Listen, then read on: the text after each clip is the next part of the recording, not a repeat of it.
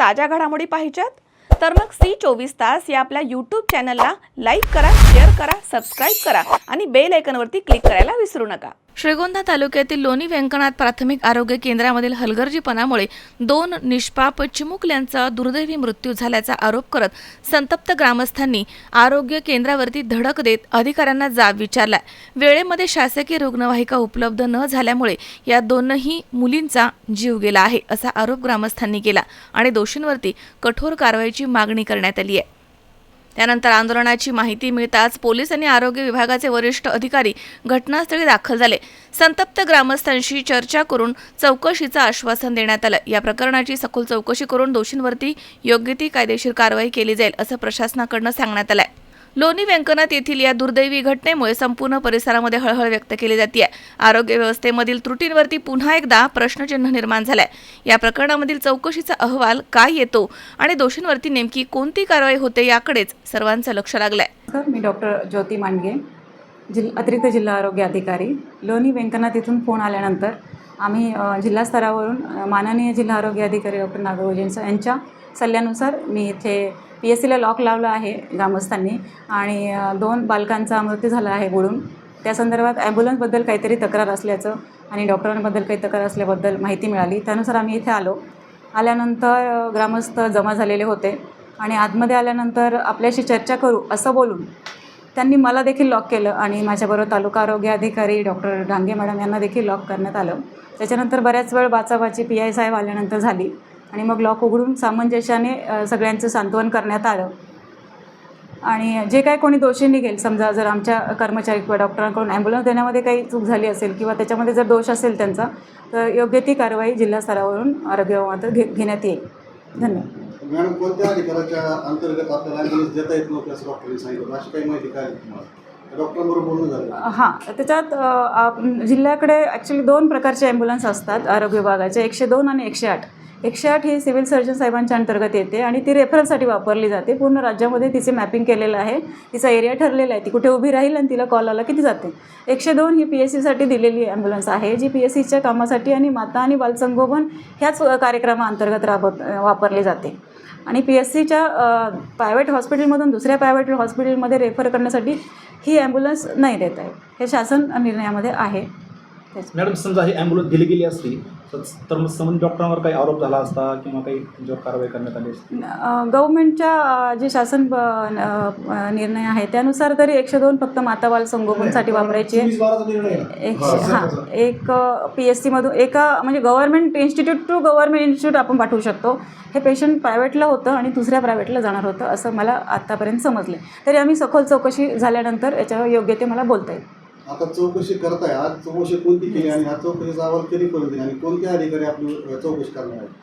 आता ह्याच्यानंतर आम्ही जिल्हा स्तरावरती आमचं जे इथल्या जे परिस्थिती होती, आज जी काही बरीच मोठी मॉब जमा झाला होता, ते आम्ही जिल्हा स्तरावर मांडू, त्यानंतर योग्य तो निर्णय घेण्यात येईल आमच्या स्तरावर। आता जे त्यांचे जे वैद्यकीय अधिकारी आहेत ते आता उपस्थित नाही, मग त्यांच्या जागेवर आपण इथे जे वैद्यकीय अधिकारी, इथे 2 वैद्यकीय अधिकारी आहेत। मागच्या 1.5 महिन्यापासून डॉक्टर गायकवाड आणि डॉक्टर रणसिंग हे आहेत। त्यापूर्वी डॉक्टर दिसमुळे डॉक्टर होते, त्यांच्याकडे चार्ज होता, कारण ते आष्टी PSCचे MO आहेत खरं तर। ह्या PSCला कोणी नसल्यामुळे त्यांना इथे दिलेलं होतं। आता हे दोघे नवीन आलेले आहेत, त्यांचा चार्ज काढून यांच्यापैकी एकाला चार्ज देण्यात येईल, जो PSC सांभाळू शकतो व्यवस्थित। गेल्या 2 महिन्यात तिथं एकदा आलं तसं काही आपल्याकडे रिपोर्ट किंवा तक्रार काय होती? अशाबद्दल आम्हाला त्याबद्दल आत्तापर्यंत माझ्याकडे तरी काही तक्रार नाही। मॅडम, या PS मध्ये सध्या पाहिलं तर नागरिकांच्या जे ग्रामस्थ आहेत त्यांच्यामध्ये ज्यावेळेस ॲम्ब्युलन्सची गरज पडते त्यावेळेस डिझेल देखील गावकरी टाकतात। हो, 102 ही ॲम्ब्युलन्स जी आहे हे त्यांच्या समन्वयाने ते करत असतील PSC MOच्या, ते आम्हाला सांगता येणार नाही। परंतु 102 ही फक्त माता बाल संगोपनसाठीच डिझेल येतो आणि फार काही फंड येत नाही त्याच्या डिझेलसाठी आम्हाला। बालकच होते ना, काही मोठी माणसं नव्हती। Government institute to government institute ट्रान्सफरचे आदेश आहेत, प्रायव्हेट टू प्रायव्हेट नाही।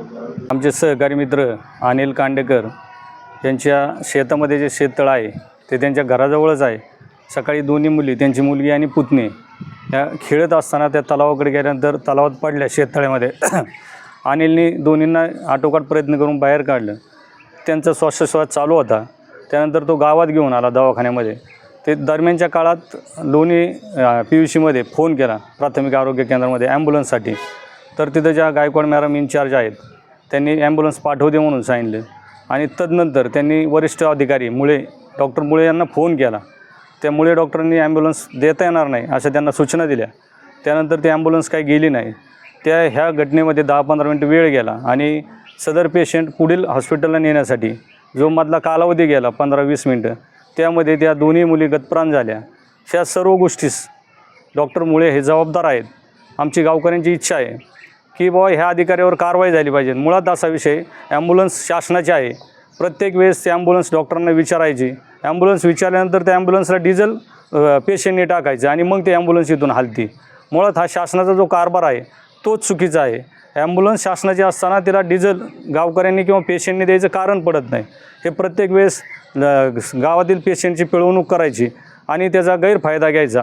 या माध्यमातून आजच्या घडलेल्या घटनेतून जो काही गावातील लोकांचा तीव्र संताप आहे, त्या माध्यमातून मी तुमच्या माध्यमातून विनंती करतो शासनास की संबंधित जो डॉक्टर आहे त्याच्यावर कायदेशीर कारवाई झाली पाहिजे आणि हे ॲम्ब्युलन्स गावातील म्हणजे ह्या उपकेंद्राच्या अंडर जे गावं येतात, मडेवडगाव, चिंबळा, लोणी, बेलोंडी, ह्या सर्वांना ती अचानकपणे कधी उपलब्ध झाली पाहिजे एवढीच विनंती करतो. थांबतो. मी चंद्रकला महादेव पवार, लोणी व्यंकनाथ, उपसरपंच लोणी व्यंकनाथ.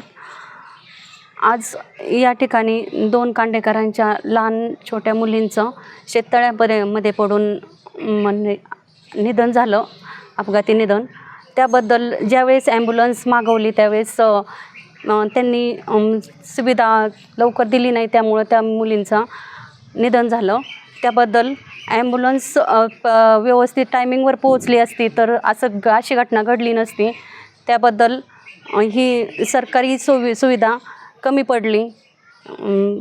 त्यांनी जर ते टायमिंगवरती दिलं असतं तर असं घडलं नसतं. हॉस्पिटलमध्ये येऊन त्या गायकवाड मॅडमशी चर्चा केली, त्यांना विचारपूस केली. त्या खूप घाबरल्या होत्या. त्यांना वाटलं की आमच्यामुळं, त्या म्हणल्या की मी बोलले की ही ॲम्ब्युलन्स देऊ म्हणून, पण जे मेन सर होते ते म्हणले की नाही देता येणार. मुळे सर होते ते म्हणले नाही देता येणार. त्यामुळं असं घटना घडली. त्यांना असं वाटलं की मी जर दिली असती तर अशी घटना घडली नसती. त्यांना स्वतःला असं अपराधीवाणी वाटतंय. त्या घाबरल्या. सुहास कुलकर्णी, C24 तास, श्रीगोंदा.